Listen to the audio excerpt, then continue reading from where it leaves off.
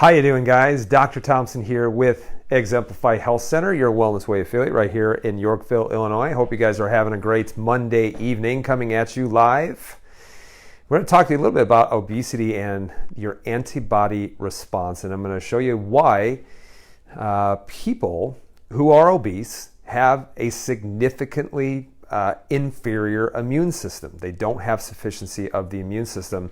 I'm going to explain to you why, okay? So if you guys are joining me live, make sure that you say hello. Make sure let me know where you're watching from, and I'll be honest with you, I don't know how you can share this without offending people. Because if you share this or you tag someone, they're going to say, don't you think that or do you think that I'm obese? So just be careful. Be careful when you are tagging people. I recommend just sharing it on your timeline, clear across the board. Let people watch it who wants to. All right.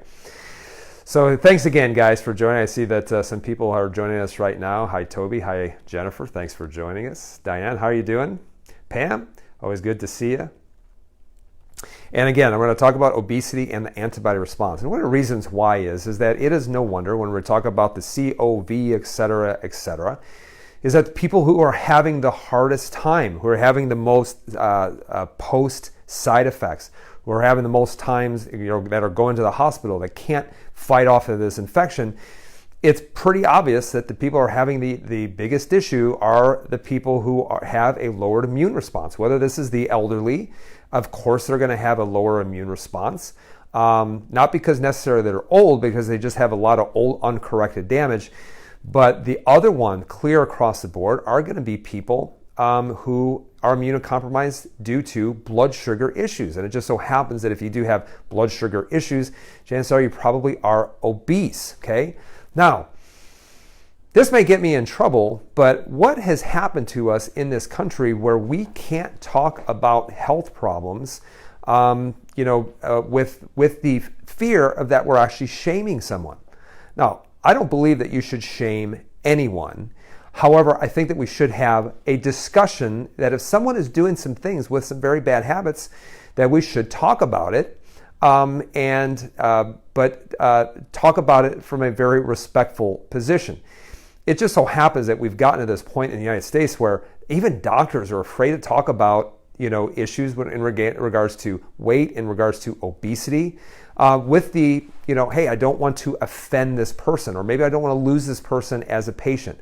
But it's up to us as doctors to ask the hard questions and to have a compassionate confrontation with people who are doing the wrong things that could end up costing them their lives. We really need to start having a discussion. Now, we shouldn't be shaming people. We shouldn't be making fun of those people, because yes, there are people, yes, who are obese and who really do struggle with health issues, who struggle with food. And I 100%, I've even talked about this in my book, about the idea of even food addiction, okay? Food addiction. And so there's a lot of people who have problems with food just because of the emotional aspect of eating. So, it's the whole idea of, tell someone they can't have sugar for 30 days and they will absolutely get so emotional.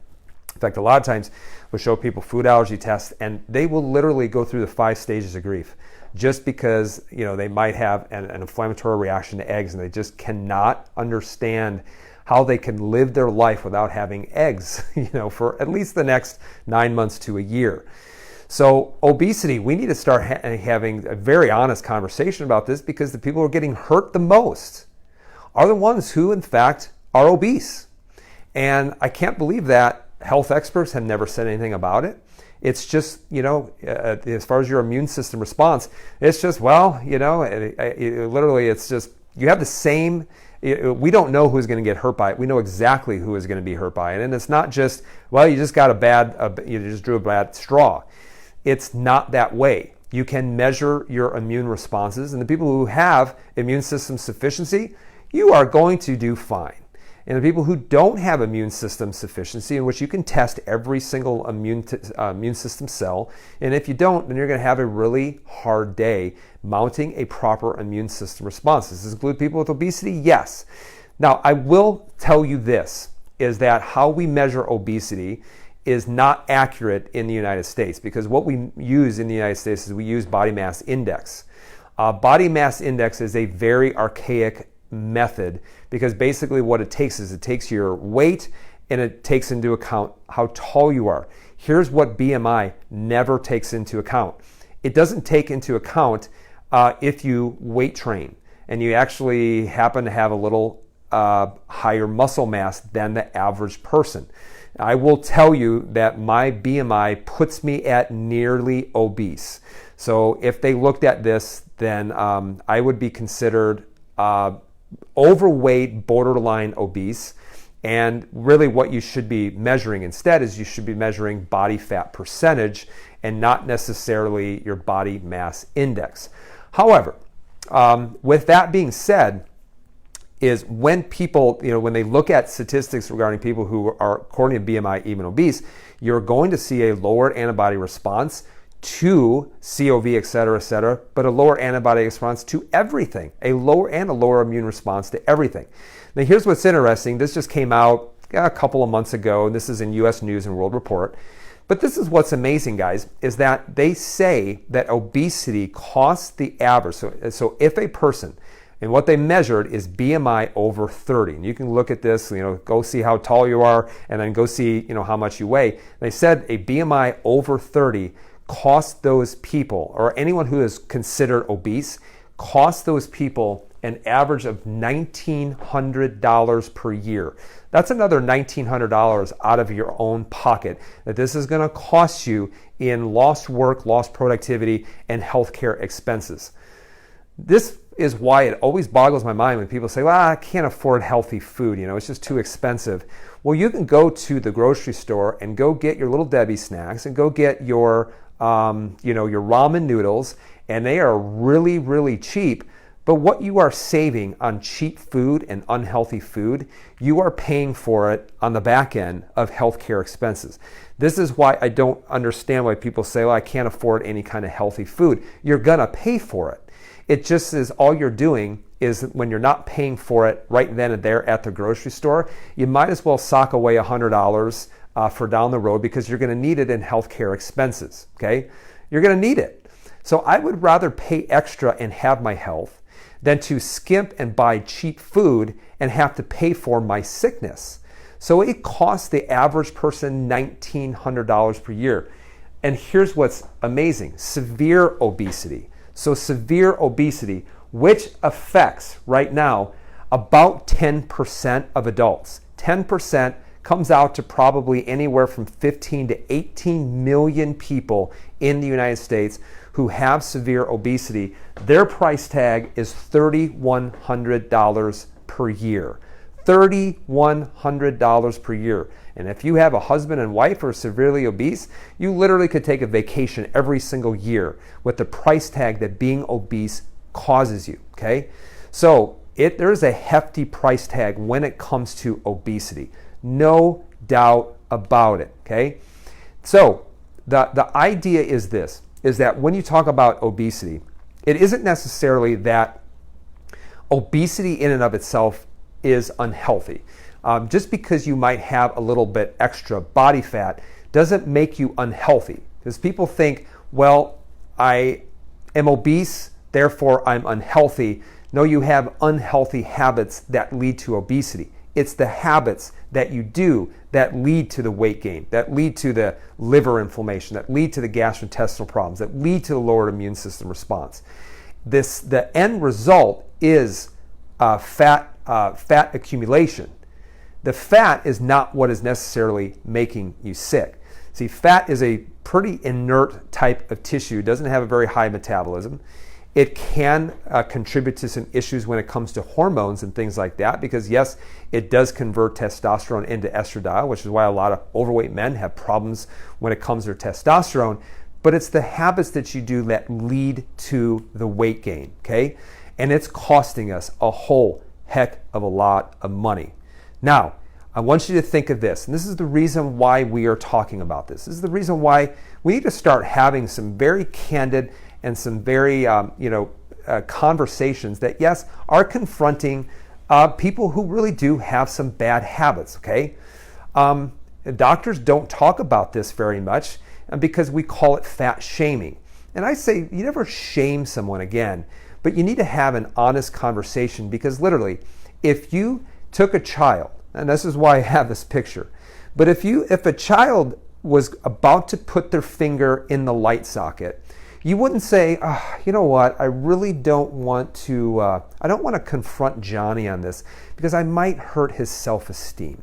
Yeah, I want Johnny just to live his life and do whatever he wants to do. But if you see Johnny about ready to put his finger in a light socket, you're not going to also say, you know what, Johnny, maybe you might not want to do that. Yeah, it might be really bad for you, and so maybe we should just sit down and have a discussion about this. No, if you had a child that was about to stick his finger in a light socket, you would yell at them and say, get away from the light socket. Get away, Johnny. And if Johnny didn't want to listen to you, you know what the next thing that you would do is you wouldn't let them put that finger in the light socket. You would kick them over. You would do whatever it took in order to save their life. And so, the problem is that we almost have a glorification of people who are overweight. We have this, and we call it body positivity. Now, I believe you never should really address a woman's body or even a man's body, but we should address the habits that lead to that.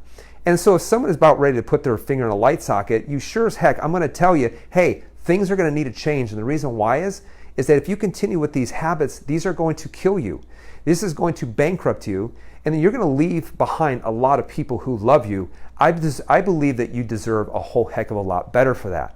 So I want to show you a study that comes from PubMed, okay?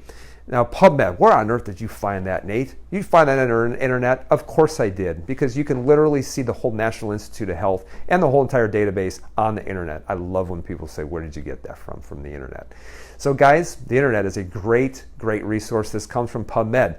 And here it is called Long-Term Effects of Obesity on COVID-19 Patients Discharged from the Hospital. So these are people who are considered obese, had COVID-19, and went to the hospital and were discharged from the hospital. And this is what was interesting. What was interesting is that they found the people who were obese, not only did they have more pathological changes to things like their blood lipids, their uric acid levels, and liver function after having COVID-19. So they actually saw long-term changes take place in that, but they also found that people who were considered obese had a much lower antibody titer of COVID-19 antibodies as a result. So I want you to think about this. Was the reason why they even ended up in the hospital was because they were already immunocompromised. They already had suppression of the immune system, which is a great reason to end up in the hospital. But on top of that, even after recovering, you could see that they had a very poor antibody response. So if they're having a very poor antibody response, so they can't make antibodies from the B lymphocytes, why on earth is that? Is that obesity? Is that a side effect of obesity? And I actually will tell you this. I don't think it's a side effect necessarily of obese. It's the habits that you did that caused you to become obese. So this is another article from PubMed, and it's called Glucose Transport in Human Peripheral Blood Lymphocytes Influenced by Type 2 Diabetes Mellitus. Okay, so most people who are obese do have blood sugar issues. There's no doubt about it. Now, I have seen people at a normal body weight who also have type 2 diabetes, because it isn't the overabundance of sugar only, it can also be the overabundance of a cortisol response that can be caused by stress. But here's what's interesting. Here's what they said. Glucose transport into lymphocytes. Remember, it's the B lymphocytes that are producing antibodies. You get different types of lymphocytes. You got B lymphocytes, you got T lymphocytes, you got CD8 cells, you got natural killer cells, you got the CD4 cells. You got all these different types of lymphocytes or white blood cells. But what they find is that people with type 2 diabetes, which is going to be anyone who is considered obese at some point, insulin resistance, prediabetes into type 2 diabetes. So they say glucose transport into lymphocytes or white blood cells is altered in type 2 diabetes mellitus. In lymphocytes from diabetics, the dynamics of deoxy-D-glucose uptake significantly differed from that in healthy subjects. So what is the problem? What is the problem with people who are considered type 2 diabetics? They're insulin resistant, which means they have a hard time getting sugar into any cell, including lymphocytes. Now I want you to think of this. The cells that really do have the highest metabolism and highest turnover are the cells of your immune system, particularly certain types of white blood cells like neutrophils, B lymphocytes, things like that. There's a high turnover rate. They only have a lifespan of so long, and they constantly have to be replaced, within the actual bone marrow. This is where they are created. But if people who are type 2 diabetic have a hard time hearing insulin, even on their white blood cells, they cannot get sugar into the cell, and those cells are run on sugar. And if you can't get energy into the cell, it's goodbye cell. And this is why, one of the reasons why type 2 diabetics, why they are historically so low on lymphocytes, why they have such a low white blood cell count. And the reason why is they can't even get energy into the cell. If you can't get energy into the cell because you cannot hear insulin anymore, how on earth are you supposed to have a proper antibody response after infection, no matter what kind of infection it is? But here's what's interesting too, because the whole idea of somehow taking a gene therapeutic, you know exactly what I'm talking about, how can then you create a B lymphocyte an antibody response if you don't have enough cells to even create antibodies? So if they have a low response after a natural infection, how on earth are they going to have an antibody response after having some kind of chemical stimulation? You know exactly what I'm talking about. Guys, you cannot create something from nothing. And this is why we're on the second booster, the third booster, the fourth booster. I wonder why this person just can't create an antibody response. It's like the floggings will continue until morale improves. You cannot create something from nothing. Where's the doctors who are coming alongside and say, hey, you know what? I know you got type 2 diabetes.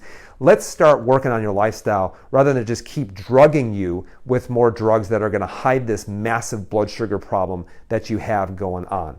And so the reason why is they can't even be able to hear insulin, to be able to take sugar into these lymphocytes, to be able to provide energy for them, to be able to then cause a normal immune system response. So everyone's talking about, you saw that last slide, everybody's talking about, well, we need to mandate this. We need to mandate that. We need to mandate masks. We need to mandate vaccines, in order to get into certain places, to go to school, whatever it might be. The problem is, guys, is the people who are getting affected the most, we already know who they are. And so if we can mandate quarantine, if we can mandate biologic therapeutics, if we can mandate that, then my answer is, then why can't we mandate something that is going to improve people's lives? And what I want to mandate is I want to mandate burpees. Mandate burpees. By the way, I have this t-shirt that's coming. You'll see me wearing it in the not too distant future. Why can't we mandate burpees, okay? Why can't we mandate doing something that is considered a full body movement, high intensity exercise? Because it has been proven scientifically that high intensity, short duration functional exercise in and of itself, without no changes of diet, has been shown to help increase blood sugar sensitivity or insulin sensitivity, to lower your insulin levels.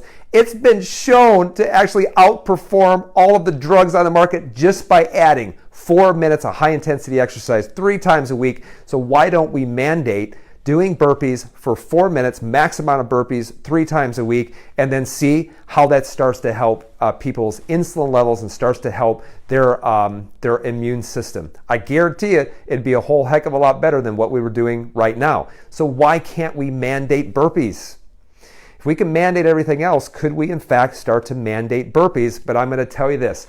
If I was in charge, if I was president, if I was a governor, if I was a state representative, if I was a senator, I would never, ever, ever, ever mandate burpees. I would never mandate healthy eating. I would never mandate something that was going to improve someone's life. The reason why is this, is because we all have free will. We all should have the freedom to choose the right things and the freedom to choose the wrong things.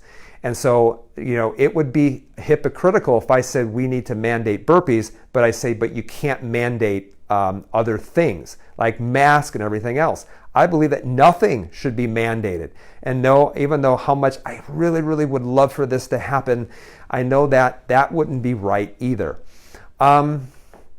So yes, but I'm going to have a t-shirt as a joke called Mandate Burpees. And could you imagine how many people would come out of the woodwork saying it's a violation of my rights if we said every day you have to do 4 minutes of max burpees every single day, or a minimum of 100 burpees every single day. You know how many people would say this? Yeah, but you don't understand. If I get hurt, I'm going to sue you. Well, there have been people who have been hurt by the you-know-what. And in fact, we're going to show that at our immune system talk. Literally, the amount of quote-unquote injuries are now almost up to 700,000. And you guys have to understand, you can take that either times 10 or 100, depending on which literature that you're actually reading. So people would say, yeah, but I'm going to get hurt, or something's going to happen to me. Well, you know what? Clear across the board, there have been people who have been hurt by a gene therapeutic, but those same people say, yeah, but it's just the price that you have to pay. So I don't know, guys, what do you think? Should we mandate burpees, or not? But regardless, no matter how appealing it sounds, I never would want to do that, because we should have the freedom to be able to choose. Now, you may be thinking this, well, Dr. Nate, I am obese. It's not my fault. I can't lose weight. No matter how hard I try, it's not my fault. I am addicted to food, but it's because of this. Guys, I'm going to tell you something, is you may have the best story in the world. You may have the best reason. You may have the best excuse. It may sound great. It may sound awesome. The reality is, guys, that when you blame and you complain your health condition on someone else or some kind of circumstances, you will never change. You will always stay the same. Blame and complain and stay the same. And we have in this country right now, we have such an environment where it's everyone else's fault but our own. And here's what I tell my kids. Here's what I tell my patients. I said, listen, even if it's only 1% your fault, if you would be willing to take 100% responsibility, your life could at least get 1% better. And that's better than what you are today. I'll give you a personal story real quick, since I don't like to talk, about too much personally, but my daughter had a volleyball tournament this past Saturday, and she didn't get to play as much as she wanted to. And all on the way home, she was complaining, about this and complaining about that and complaining about this. And I said, Grace, nobody cares. You're going to have to work harder. I don't care how much you feel like you didn't get a fair deal. I don't care if you didn't feel like you got a fair shake. You're just going to have to work harder, and you're going to have to be so much better than everyone else that it makes it impossible for anyone to be able to look past you or ignore you. Grace, nobody cares. You're going to have to work harder. And guys, if we spent half the time on trying to figure out how to improve our lives, how to lose weight, how to overcome obesity, how to get to the gym, if we spent half the time on improving our lives, then the amount of time that we spend trying to make the most extravagant excuses on why our lives suck, we would be a whole lot better if we would just use that time and use that energy on doing the things in order to make ourselves better. Guys, when people have problems losing weight, people say, Dr. Nate, how do you get so many people to be able to lose weight? Well, it's easy. I don't focus on it. Because when you look at weight loss, when you look at obesity, there's certain things that you have to start addressing. And I want you to get inside my brain just a little bit when it comes to the hierarchy of nutrition. Because when people say, okay, I'm ready to tackle this problem with obesity or with the epidemic of obesity, I guarantee you that if our government tried to do it, it would be an absolute disaster, because it would be all about portion control and calories, less calories, all the while just eating still damaging and bad food. So this is why we really never talk about, very rarely, about calories and calorie input and calorie output, because there's so many things that are so much more important. And I want to talk to you about what's known as the hierarchy of nutrition. This is going to be very important to share. And the reason why is that people say, look at a 30,000 foot view and say, well, that makes, I guess, a whole lot of sense. The first thing when you're talking about the hierarchy at the base of everything is that everything that you do should be non-inflammatory. You have to stop with the inflammatory food. Now, the easiest way to know this is get a food allergy test. Get a food allergy test and look at the foods that are causing inflammation. I could talk for an hour just about food allergies, and most of the people that bash food allergies have no idea what a food allergy test truly means about things like gut hyperpermeability, an immune response, an antibody response, all of those different things. But gosh, if you actually got a food allergy test and started avoiding food, you wouldn't then cause any more distraction from your immune system so that it can actually start handling things like viruses and bacteria rather than handling foods that don't belong inside of the internal environment of the body. The next hierarchy is to start handling your insulin levels, okay? And really what this comes down to how quickly is the food that you are eating, specifically that contain sugars, how quickly is it getting absorbed through the intestines, and how quickly is it spiking a blood sugar response. And the quicker that happens, the more insulin that you're going to need in order to then shuttle it into fat. Insulin, the fat building hormone. There's no doubt about it. The next thing that you should worry about is micronutrients. This is making sure that you're having enough B9, B6, B12, selenium, zinc, micronutrients is, like vitamin E, D, E, K. Vitamins, minerals, micronutrients. So you should be concerned about that. Once you actually are doing really good when it comes to that, then and only then should you really be focused on your macros, which means, all right, what kind of percentage of fat, what kind of percentage of carbohydrate, what kind of percentage of protein should I be consuming? And yes, we will talk about this with people who are high-end athletes. We'll talk about that with athletes, whether they're CrossFitters or whether they're basketball players, football players, professionals, because then now you're actually talking about how are we going to distribute basic energy demands based on their activity levels. And then finally at the top, the very top is now when you start talking about supplements, okay? At the very top is when you start talking about supplements. But you know what? You know how many times people say, oh, well, I have this condition. What supplements am I supposed to take? And meanwhile, what they're doing is they're taking this and they're flipping it upside down, and it's supplements, macronutrients, micronutrients, insulin levels, and the last thing that they're concerned about is something, whether it is inflammatory or not. And you wonder why so many people have problems with nutrition is because for so long, based on tradition, we have been so terribly misled, and we should be actually considering the immune system and insulin levels first and not worrying about all of this. You handle the basics, master the basics, and when you feel like you've mastered the basics, go back and learn them again, but this time, pay much more attention. And that's why, guys, you spend your whole life mastering the basics. You should be spending your whole life learning about health, because at the end of the day, you're responsible for your health, not your doctor. You are responsible for your health. So you have to continue to learn about that as well. That's the hierarchy of nutrition, guys. And now you can understand, well, this is what we're thinking about when we're dealing with specific things when it comes to nutrition.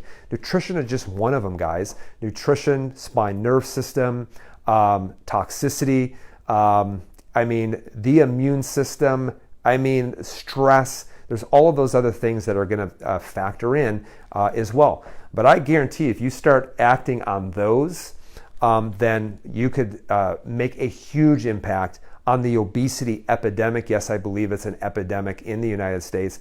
And no, I do not think that we have seen the brunt of it. I believe that will be coming in the next 10 to 15 years, especially. So guys, we're going to talk more about the immune response, which this is going to be a really good talk. The immune response at Make Immune Systems Strong Again this Saturday, September 25th, 10 to 12. We're going to talk about at that event. We're going to talk about Guys, this is how the immune system works. This is how you have a proper immune system response. We're going to make a bold statement there. We're going to talk about there's no such thing as immunity. Oh, I have immunity. I already had it. Nope, you never are 100% immune to anything ever. And then we're going to talk about how people get COV, et cetera, et cetera.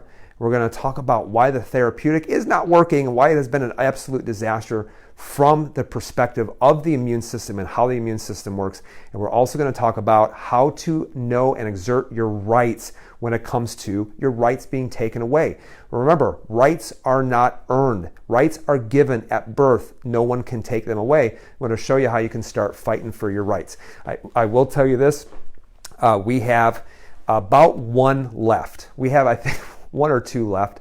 So I will guarantee you right now, if you go to the top of the page and you click on the link for this in-person event, you probably won't be able to register. So we'll have to wait for someone to cancel their ticket. You'll have to go on a waiting list to be able to attend this event. So if you want to be there, make sure that you try to register right now. And if you can't, you'll be put on a waiting list. And then if people cancel that appointment, they'll be putting you back into queue so that you can register for that. But this is going to be an unbelievable talk. I am super excited about it, and I believe that you should be excited about it as well. All right. Now, one of the things that we will be doing about knowing your rights is we will be rolling out our antibody testing to SARS-CoV-2. And that way, I want you to think about it. If you have had exposure, you have a positive antibody result, and just think about it. Should you actually need to get COVID testing, and should you actually be required to wear a mask? This is it's almost confusing how basic this should be.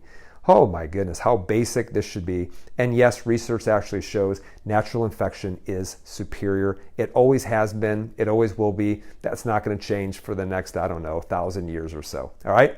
So guys, again, I always enjoy doing these lives. And if you enjoy it as well, make sure that you share this. Make sure you give me a thumbs up. Tag someone who needs to hear this as well. I always appreciate you guys. When you join me, I absolutely love it. I'm always humbled that people would want to listen to me. And I always appreciate joining you guys and being able to see your responses and everything. So again, it's late. It's time for me to go. It's been a very long day. So thanks again for joining me.